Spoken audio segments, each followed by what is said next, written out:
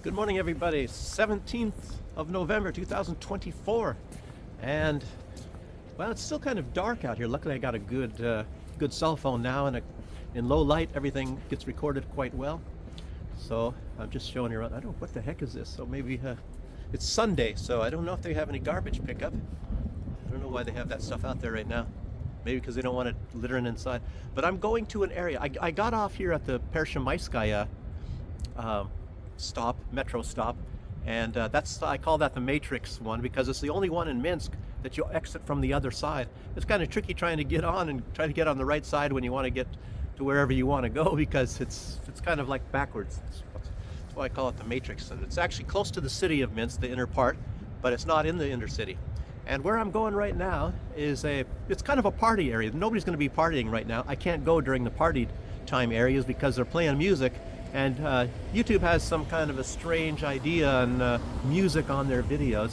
You know, they say something like copyright, but it's strange that you can go on other things and play music. Not that, maybe not TikTok so much. I'll tell you something about TikTok too. But anyway, this building, the area that I'm going to, there's a lot of graffiti art. And of course, on the way, as you see, there is as well. I'm almost there. And okay, TikTok, I was going to mention something. There was a young lady on TikTok, and she made her own music, for example, and then she did one of her songs on TikTok, and they gave her a copyright violation. She said, "I can't understand this. This is my music. I made it, and I get a copyright violation for my own music." So that's just how these things can backfire. And I don't know. You got to be really careful. I think it's what it is, like as far as the case of YouTube is, if they can't make some money from it, they don't want anything to do with it. And then they'll punish you to a certain extent for doing things where they're not making money on it. Just my opinion. Okay, well, anyway, have some news. One piece of news, also maybe about YouTube. It's Marjorie Taylor Greene, and this was not on YouTube. I guess this was on X where I saw this. Somebody posted it on one site, and I went to visit it on X. I don't actually even have X, but she was on X, and then she was talking. And I have to be kind of careful because this is on YouTube, so I have to be careful. She was talking about this medical intervention, I guess you would call it, I can probably say pandemic that came about, at the very, very tail end of 2019. And of course, we were all plagued, not necessarily by the pandemic itself, but by the reaction to the pandemic, which was a medical intervention, saying that there's going to be a winter of death and we're all going to die unless we put these chemicals into our bodies and things like that. But she was talking in Congress about this, and how it all was a huge hoax, and well, let me first say, this is part of the party area, even though we're not quite there yet, but this is where all the parties sort of start. Here's a little restaurant over there, and of course nothing happening now, and then the weather's getting cold, but and even over here, apparently, look at this, everybody's capitalizing. And I haven't actually been here when the parties were really going, so I can't really say how many people show up, obviously at nighttime. I'm not a night person. But let's get back to Marjorie Taylor Greene and what she was doing. And well, let me also add the fact that I have a small channel, obviously, not many subscribers and things, and I'm not really so much out to get money and all that, but I have this problem. I get this stuff in my head and it bothers me so much, and I have to get it off my chest, and I do this with videos because I'm trying to learn Russian, and if I get it off my chest, maybe I can actually concentrate a little bit more on my studies rather than saying the stuff. And I feel like obligated to tell people, I gotta tell people this crap that's going on, and that we all should watch out of these things, for these things that are happening in the world. And anyway, Marjorie Taylor Greene, go back to her again. She was talking about how this thing is a huge hoax, and how so many people were harmed from the hoax, that you have to put this, and they're even still pushing it. She was saying they're still pushing it to put these chemicals in your body, and doing this to children, which it's a proven fact that they were not really at risk of having this sickness anyway. And there certainly was a sickness, but I don't know how, and it's sort of strange, when you look at what happened. And there used to be so many flu cases. She didn't talk about this part, but she maybe very well could have. This is a big subject. There used to be a certain amount of flu cases, I think and I think in the United States, at least what they said, at least what I read at one time, I don't know if it's true, but they said up to 100,000 people would die every flu season from the flu. 100,000, that's a huge number, thinking about that. Maybe, how many people are in the United States? I don't know, 135 million? I have not the faintest idea anymore.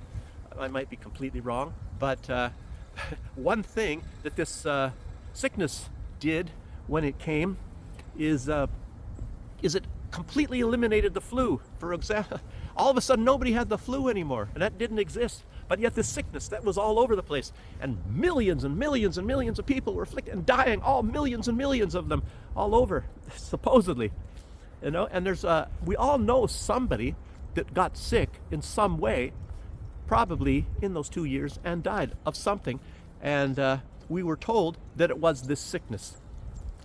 And I remember the country that I was living in during the time before they had this medical treatment, to stick into your arm. There were people that went to the hospital, and we were told that they had this sickness and they died of the sickness. And the very strange thing is, all of them were like in their 80s, and most of them had pneumonia, but yet they died of the sickness and not of any sort of a ailment where their immune system was lower based on the fact of their age and the sickness they happened to have had. No, but they died of that thing. So rush out and stick this chemical in your arm. And I think she even mentioned, at least in her talk there in front of Congress, that, like what Joe Biden was saying, that if you do not do this, there will be a winter of death. And all those people that do not take this medical treatment, you are putting all the other people at risk, like including those that took the medical treatment, this medicine into your. Then it makes you wonder, well, if this is this medication that you put in your arm is supposed to make sure that you don't get sick when you're exposed to this, so how can those people that did not put the chemical into their arm, how can they be putting the other people that did put the chemical in their arm at risk? That doesn't make any sense to me, because that chemical is supposed to be saving you. You guys know what I'm getting at. Of course, a lot of people have been talking about this stuff already in the past, but what she was actually, aiming at is the fact that they're going to come up with another one, apparently. And there's a lot of people, coming out and saying, oh, nobody's that stupid that they're not going to fall for this stuff anymore. Well, guess what, There was another person, I think she was a nurse, that she was talking about, yes, if you were stupid enough, it was some sort of a small TikTok thing, I believe, or maybe it was on YouTube, whatever. And of course, a lot of these people, and you know what they're talking about, they're probably a lot better than I am at talking around, these things, because YouTube, they don't allow you to talk about, in this case, the truth. The truth is not allowed in so many things, and that's very sad. I guess that's what you call the freedom of speech in America is, you have a freedom of speech as long as you speak about what they want you to talk about and you say it in the way that they want you to do. In other words, it's not a freedom of speech at all. But anyway, I'm glad that Marjorie Taylor Greene came out and said that. And she's a big Trump supporter, and one person that she really saw eye to eye to a lot of time in Congress. Well, she's still there, but he's not there. Is Matt Gaetz. Matt Gaetz, of course, was chosen to be, I guess, the Attorney General of Donald Trump, and he resigned his position. And then I'm hearing that there is not even any guarantee that he is going to be confirmed. I guess the Senate has to confirm his appointment. And it's very strange. I was like, whenever I think of Matt Gaetz, he's got these eyebrows similar to Jack Nicholson. And, Jack Nicholson was playing as being a crazy guy in that one movie called One Flew Over the Cuckoo's Nest. But Matt Gaetz, he doesn't play to be crazy at all. He's not crazy, but he's working with a whole bunch of crazy people apparently in the world. And a lot of them, they want to, do him in, apparently. And a lot of people that tell the truth, you know, you're going to be in trouble. So anyway.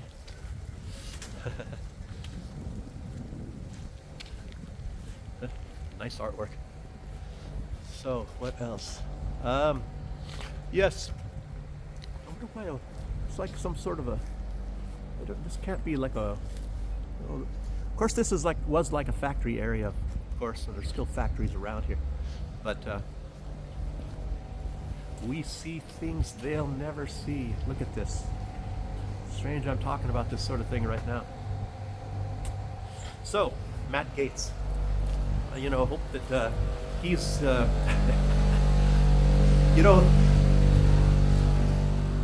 just like anybody, when the so-called deep state, shadow government, globalists, whatever you want to call these people, whenever they find somebody that they don't like, that maybe be put into a position that they have some sort of influence on policy in the world, they come up with something and call you a whatever. They call you what was it in Matt Gaetz? Matt Gaetz' case, I think they said he's an anti-Semite or something like that. And I don't know. I doubt if he is. I'm almost positive he is. You could not even get into that position in Congress that far if you actually were somebody with that sort of an opinion. So where do I go here? I'll show you. There's more party area, but I have to figure out how to get there. So I'll work my way into there. I don't know, who's that? Frank Sinatra? I doubt it. Probably just some guy with a dog. So Tulsi Gabbard. Now she is one. I actually worry for her. Here's another party. Is this the same? Not the same place I just went to. It's a little bit different, I think. No. Wow, Matrix. I didn't think I walked down that far. Just came out that way. Okay. Anyway, Tulsi Gabbard. And you think about Tulsi Gabbard and something that I come to realize, and I knew there was something that bothered me, not about Tulsi Gabbard, but just the position that she was put into. And you think about this, Tulsi Gabbard, and I was thinking, well, maybe she should have been put in the position of Secretary of Defense. Maybe has a lot more influence, or maybe she could be most influential in that way. But I have to maybe correct myself, and I'm thinking that it's very possible that Tulsi Gabbard, she is put in maybe the most important position, more important than the vice presidency, for example, being in charge of national defense, where she has to oversee the FBI, the CIA, the NSA, and she has to do daily briefings, I guess, with the president, which will be Donald Trump. Well, at least we're hoping or believing. I don't know if you're hoping, but I'm hoping, because I just that there's more hope in things getting better under Donald Trump than it would have been under anybody else that I could see. Except maybe Tulsi Gabbard herself, maybe Robert Kennedy, I don't know. But you have to have some kind of powerful influence to be able to get things done with a lot of these people. There's a lot of powerful people, a lot of these men behind the curtain. And Tulsi Gabbard, what I'm saying, for one thing, she's a woman. I find her really, really very attractive, very intelligent, and this position that she is in effect, in truth, remember Donald Trump when he was running for his first time, he was talking about to drain the swamp, and a lot of people talk about the deep state. He has even mentioned the word deep state. Some people talk about shadow government, and of course there is probably also something that you can say is a shadow government, and it's different than the deep state. And then you talk about globalists, and all of these, I don't know what you call them, agencies, these groups, these clubs, they work together. And but in the case of Tulsi Gabbard, correct me if I'm wrong, but I don't think I'm wrong. She is given the responsibility of draining the swamp. Talk about a very difficult job. It's going to be as difficult maybe as being, maybe even more so, than being president of the United States. because a lot of these people, they're trying to steer things into causing wars, you know, and it's all about, to a large extent, making money. Anyway, very frightening, and I hope that I'm not going to be wrong, but I highly suggest for Tulsi Gabbard to watch her back. Watch your back, Tulsi Gabbard. You know, there's a lot of people that hate you. One of the people that hates you, he's an agent of the deep state big time, and you know, hindsight is 20/20, and if you base on what he just said, for example, about Tulsi Gabbard and possibly even Matt Gaetz, he is a big tool of the deep state or shadow government, whatever. And his name is John Bolton. Wow, the wind is blowing. It's actually pretty cold. I'll show you this artwork. You're probably more interested in that maybe than me getting cold. Maybe I should walk backwards. I hope the wind, I maybe hold this a little bit closer. I don't know if the wind is affecting the sound, and if maybe you can't quite hear what I'm saying. I don't know. But the only thing I want to say is Tulsi Gabbard, is about this part, and that's the main message of this video actually, is that Tulsi Gabbard has to watch her back, and apparently she will be confirmed in that position. She has at least enough approval. I would not necessarily say friends. She's got friends too, but she's got obviously some enemies. Remember Tulsi Gabbard, she is the one that was saying that Edward Snowden, Julian Assange should be pardoned. She is also one that came out verbally speaking about getting men out of women's sports. You know how disgusting that is. Things like that.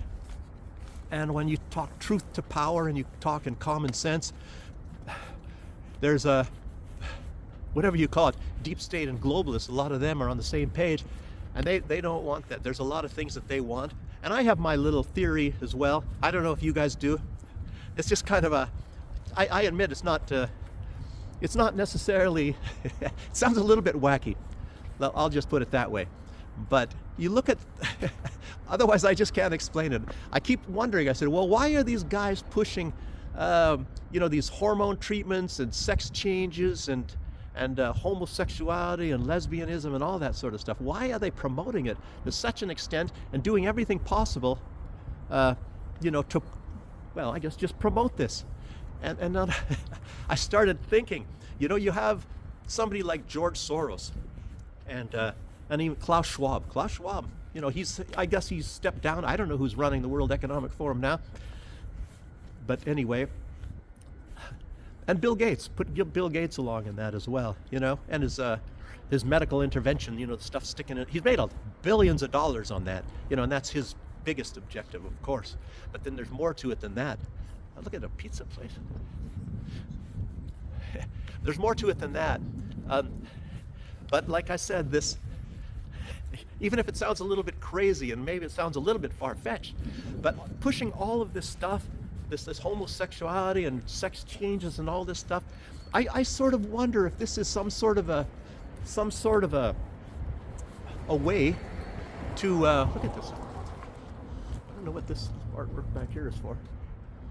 I wonder if this is some way to promote population reduction, If these people, like, look at Elon Musk, I guess his son, he said he lost his son, and his son is really messed up now.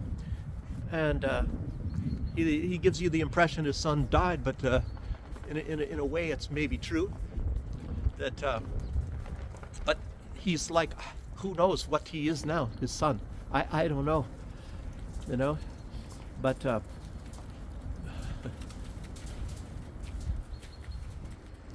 hear some birds somewhere too. Oh, they're up maybe on the roof.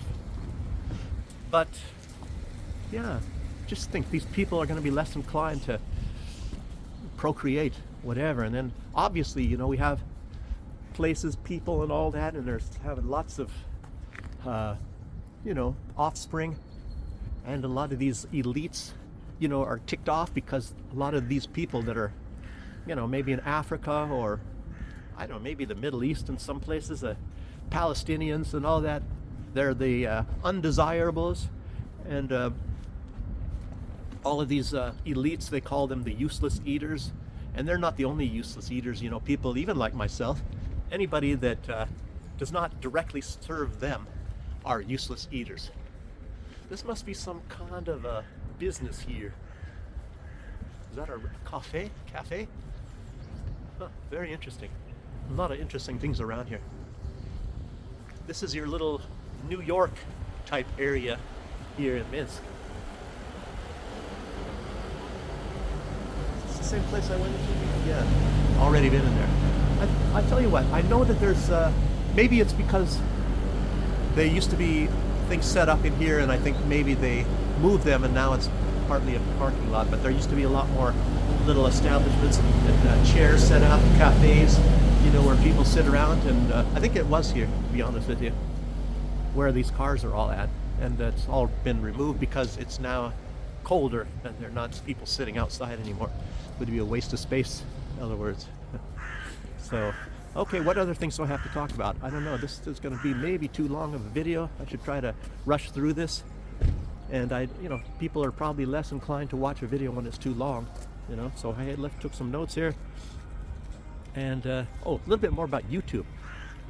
Very strange. Like with me, you know, I had like at least 15 new subscribers in like half a day. And then I've had sometimes, like you put up like 3 or 4 videos over the course of 3 weeks and you get no new subscribers. And in fact, at one point in time, I think within 24 hours, I lost 3 subscribers. I mentioned that in one of the last videos. And I was curious, and I say, well, I'm thinking I like pissed somebody off, you know, about maybe some of my views on Christianity, or maybe my views on Donald Trump. Maybe they're pro Donald Trump, maybe they're anti. I have no idea. It's not like it's going to make me cry my eyes out and lose sleep at night over it, but it's just kind of interesting. And then I was noticing something like on YouTube, and it very strange, you know, because I got on one video, I put a video up, the one before last, and I had, for example, 69 views or something like that for like maybe 2 days, and then all of a sudden in one day I got 200 and some views. The answer to that might be that somebody posted it somewhere and a lot of his subscribers or her subscribers watched it. You know, that's one thing. And then maybe that also has something to do with the fact that I got like 15 new subscribers, you know, and then I'm not too sure, but one part that I can't answer is I was looking on YouTube, and I once on one video, I think the one I put up, the last video, I had like 19 views, and then I looked and it was shortly after, and I had 16 views. I was wondering, well, how can people unsee something? Is it possible to unsee a video? You know, YouTube has been doing this stuff already anyway. And you know, oftentimes you see sometimes you got 5 likes and only 2 views. You know, you don't really know. You know, it makes you wonder how that is possible. And I don't know, YouTube is a pretty crazy thing. And obviously, you know, they have a what do they call that?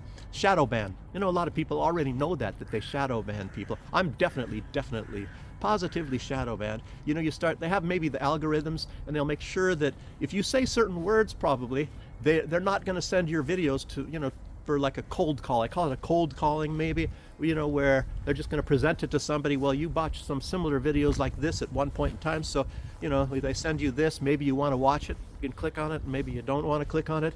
And mine is definitely one that they're not going to be allowing, you know, or sending out for a cold call that other people can look at. So unless you're a subscriber, you know, you're not going to get, matter of fact, you're not even probably going to get notifications. I've talked to people that have, for example, 1,200 subscribers, and then he talks to some of the people that happen to be his friends that are also subscribers, but they don't get notifications of his videos. So he puts some videos up, and even though they're subscribers, there is no notifications to his own subscribers that he's getting, that he put up new videos. Talk about some crazy stuff like that. You know, I don't know if that's happening to me, but it was happening to him, because I'm not in contact personally with any of my, well, maybe just a few. I don't know. I should ask them too. So maybe I'm going to be walking out of here. That's kind of interesting perspective. It's sort of like this artwork up here. You know, if you think of the old Italian painters, I guess the first one maybe was Masaccio. You know, he was pre-Leonardo da Vinci, pre-Michelangelo, pre-Raphael. I keep wanting to say Raffaello, but that's a candy that's from a German company. But anyway, he had, I think he was the first one that was making paintings, you know, with a certain perspective where you have like a 3D sort of a view, and it looks like, to me, I get that impression when I'm looking at this up here, the painting on that building. So, okay, put my card in here. I guess, you know, my fingers aren't getting frozen, but it's colder than what you would imagine. Now I'm walking into the wind, and I have sensitive eyes, and I should face the other way. Otherwise I get water in my eyes, I can't read this stuff. What else did I want to talk about? Abkhazia. How can I forget Abkhazia? Look at that. Another attempt to overthrow a government, the West. As you know, they were doing this with Georgia, and it didn't work. There's so much overwhelming support there in Georgia. People are kind of sick of it, but they're well on their way to doing that in Abkhazia. And Abkhazia, you know, is kind of another place. They were definitely positively pro, well, I wouldn't say necessarily over the top pro-Russian, but they did not want to be taken over in those days by Georgia. When it was Saakashvili, it was in 2008, and of course as a puppet of the United States. And during the Olympics, I talked about this already before, they were trying to overtake two of these what do you call it, disputed areas. One of them was Abkhazia, the other one was South Ossetia. North Ossetia was already at that time even incorporated into Russia, but it was South Ossetia.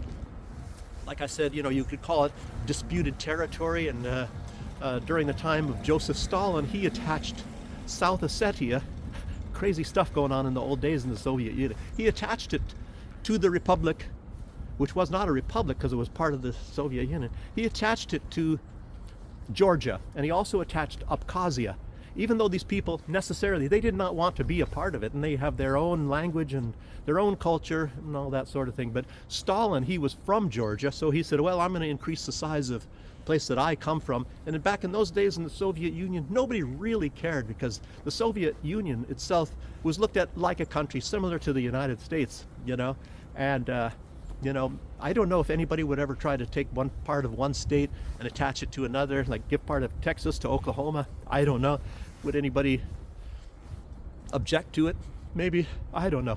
But anyway, Stalin did a lot of that, and starting off with Vladimir Lenin, you know, in those days, and Khrushchev, he gave the, you know, some pretty messed up stuff, and it became a real big problem, obviously, when the breakup of the Soviet Union in 1991. So this is another attempt by primarily the United States. Oh, this is the area I was talking about. Primarily by the United States to take over this thing, and you know, and all these things that they want to use as an anti-Russia and to go against Russia. You know, it's very amazing that the United States, you know, they never got over the Cold War, and it's still going. It's still going as far as they're concerned, but they just removed the border, and they're trying to make everything a lot easier, trying to expand NATO, you know, and the whole goal is to technically probably is to get into Russia, control Russia, get the resources, make lots and lots of money. I know, so it's incredible. It's incredible. So, oh, this is the area I was talking about. Yes.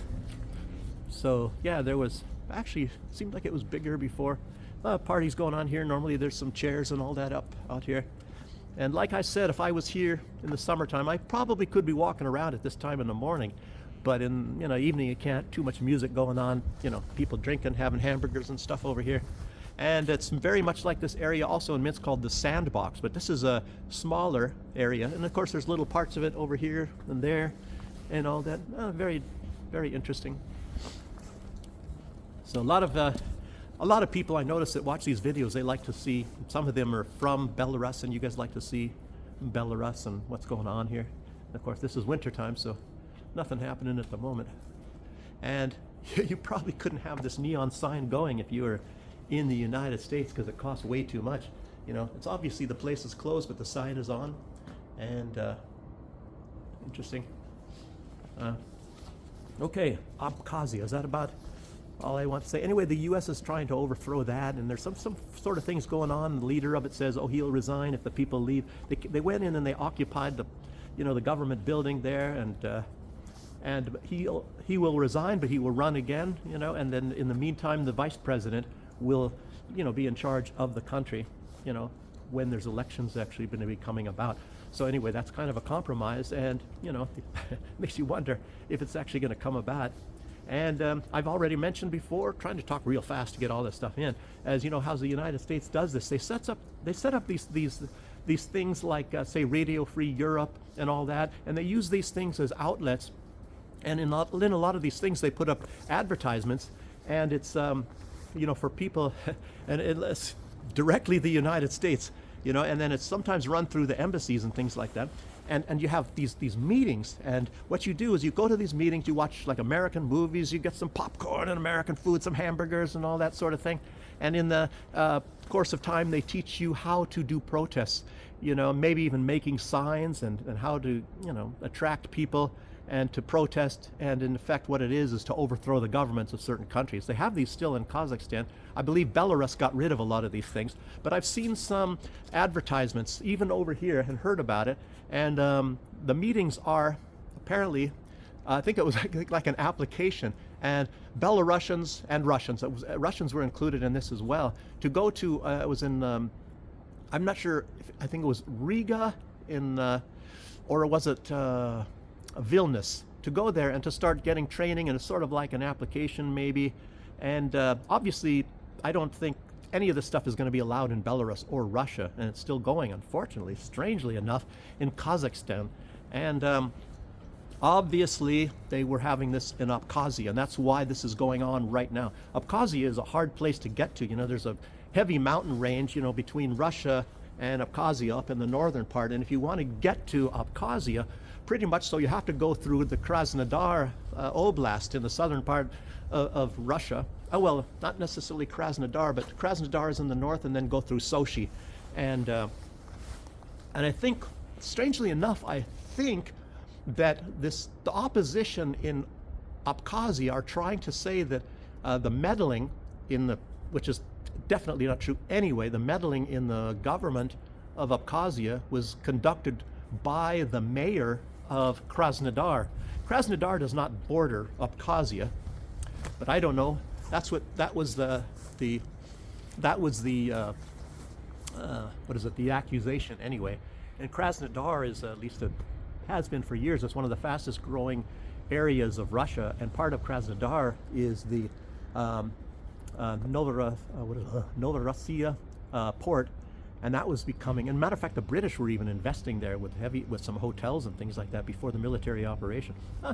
Anyway, blah blah blah blah blah. So you guys, I don't know if a lot of you are interested in a lot of this information. I think a lot of you are. Some people say they are, and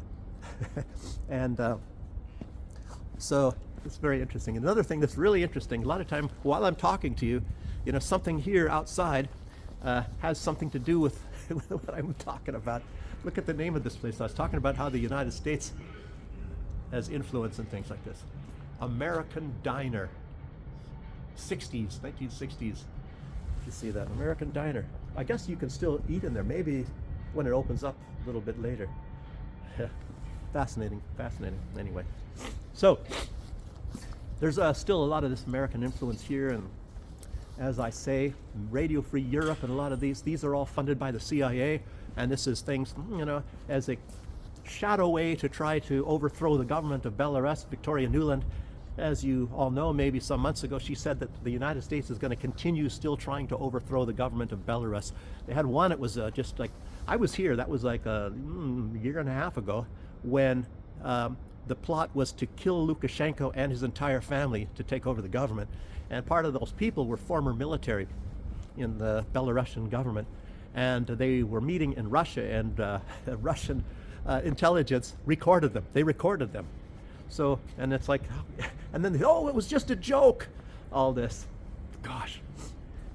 And I'll tell you what, you see Belarusians and all that, a lot of them are even afraid to come out and say that they even approve the government here. If they approve or they don't approve, And you might think, oh, well, if you disapprove of the government's going to come after you. And I've talked to a lot of people. Matter of fact, a lot of people that they don't necessarily approve. They don't approve of the government. They don't necessarily want to vote for the opposition because maybe a lot of them realize that that's whatever they don't like about this government. They they don't like the opposition government at all. Maybe even less. I don't know. But there was one person that was in the opposition government. They interviewed him afterwards. I think he may be in prison.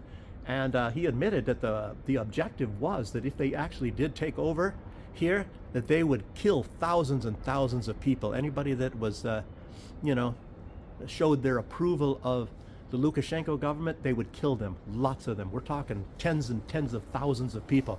So a lot of people, maybe for that reason, they don't. And I think, believe it or not, I was sitting in the classroom. I'm probably not even supposed to be talking about this, but we had the militia, which is what the police force is. It's called the militia in Belarus, not police.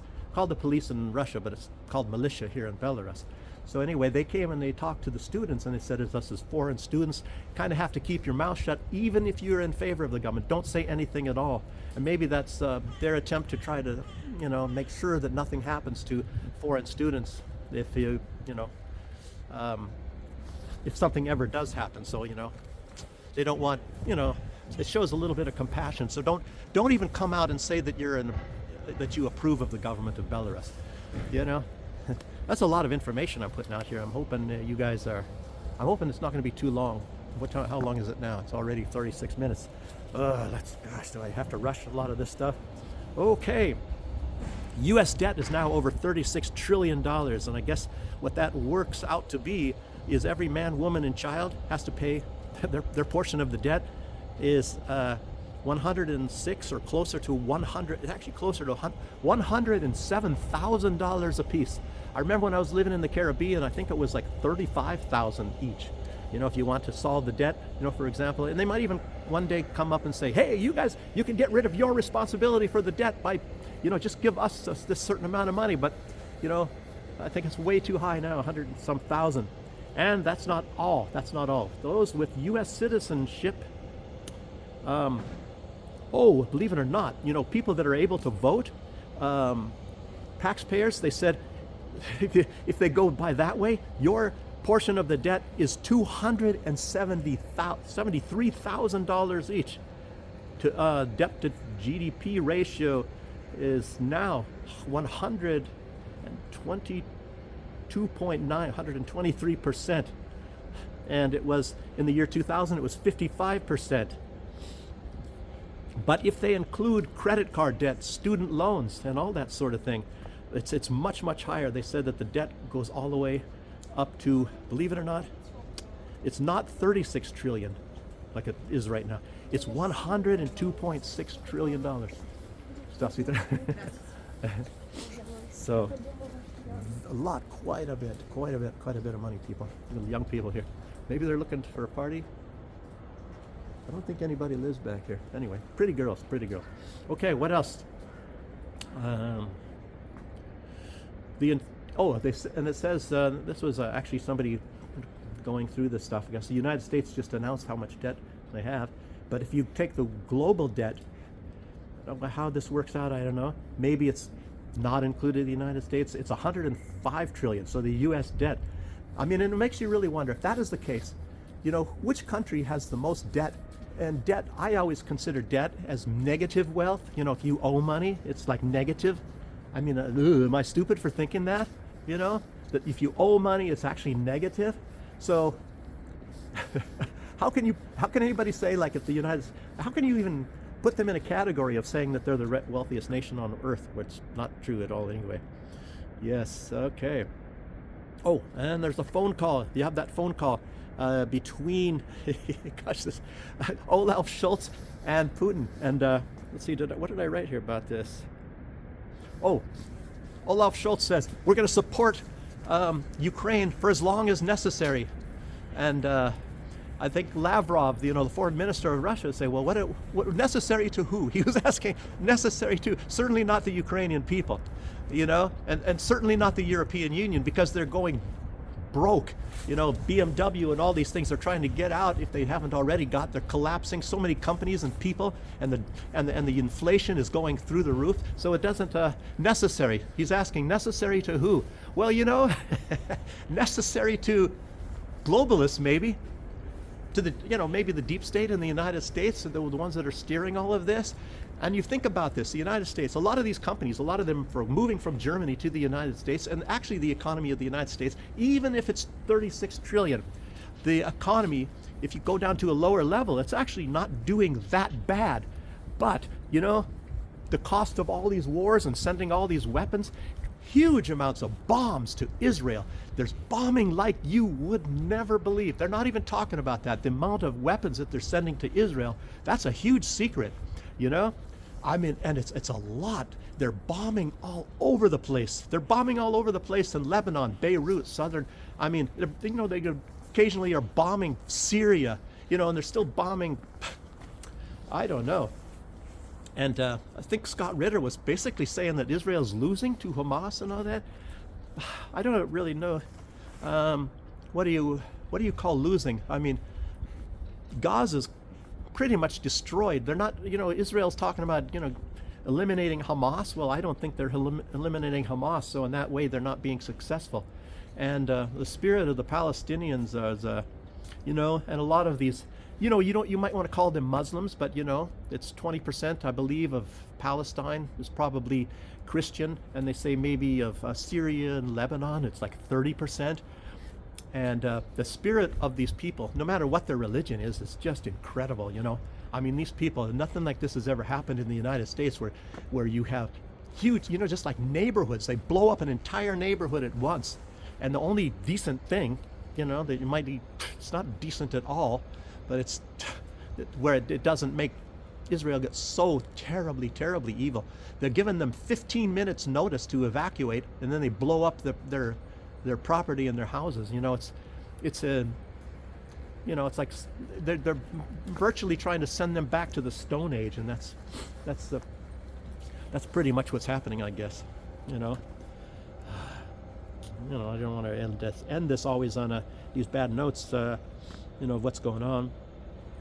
And Annalena Baerbock, as you know, she's the one that said she cares more about the Ukrainians as she does about the Germans, and she's like, I can't remember. I'm trying to think. Is she the Minister of Defense? I can't. You know, she's the Green Party, and I don't know. Can somebody?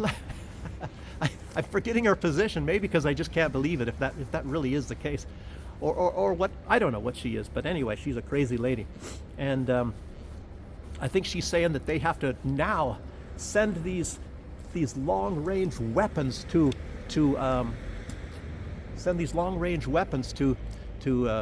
Ukraine, you know, and France, I guess they think that they're going to be doing that, and then it makes you wonder, well, what is Russia going to do?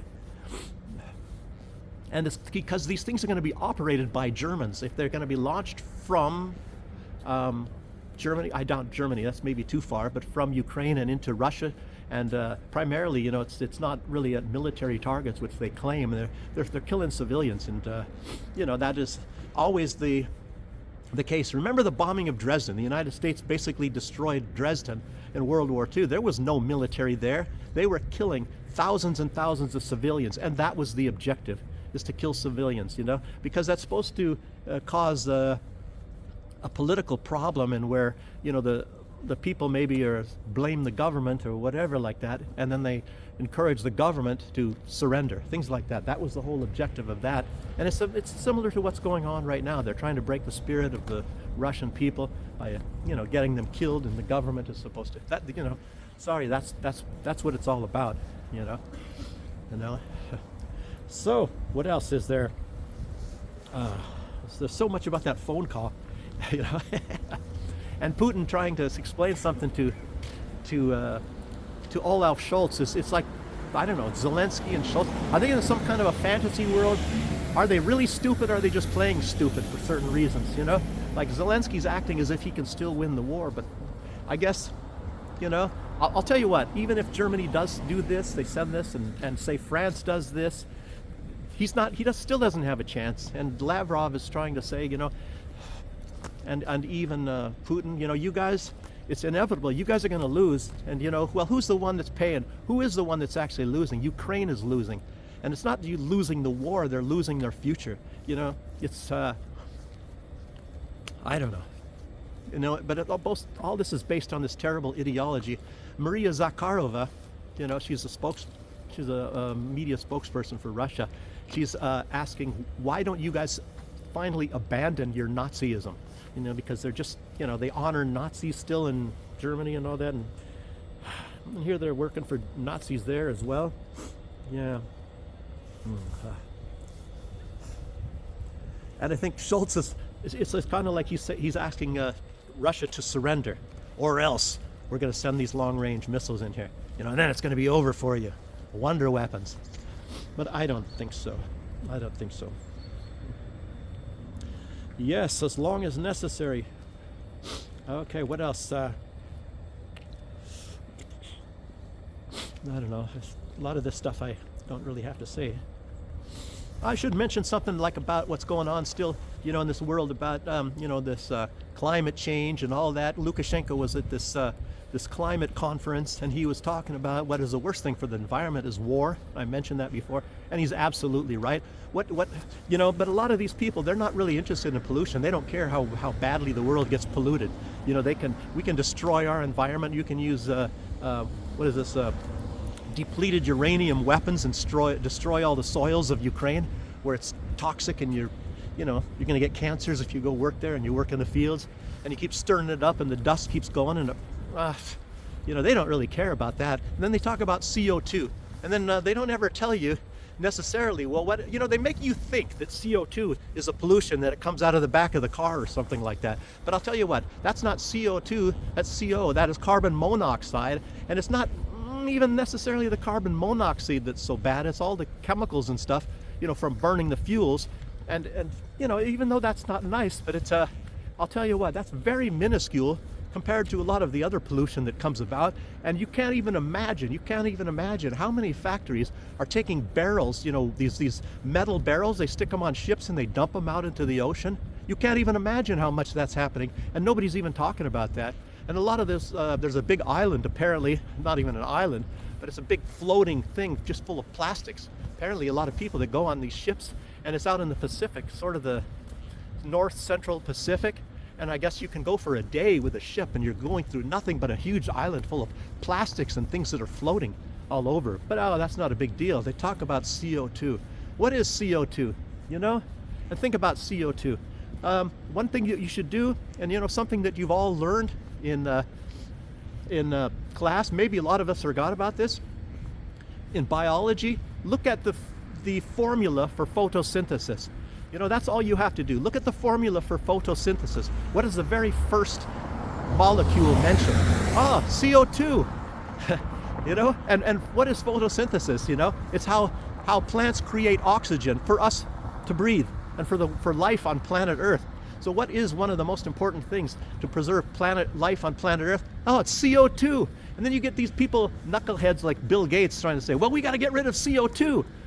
Gosh, you know, I mean, all this stuff, you know, how we're fooled, and how, you know, to think that something like that is actually something bad. Oh, I got to sit down, you know.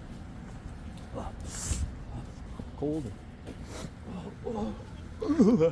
Okay, I got to try to get this stuff through very fast here. Okay. Well, actually, that's about the end of it. You know, I was mostly going to talk about Tulsi Gabbard, but I already did. So this is 48 minutes. It's really long. I'm going to upload this today. Thank you guys for joining me, and I'll see you on the next one. Bye-bye.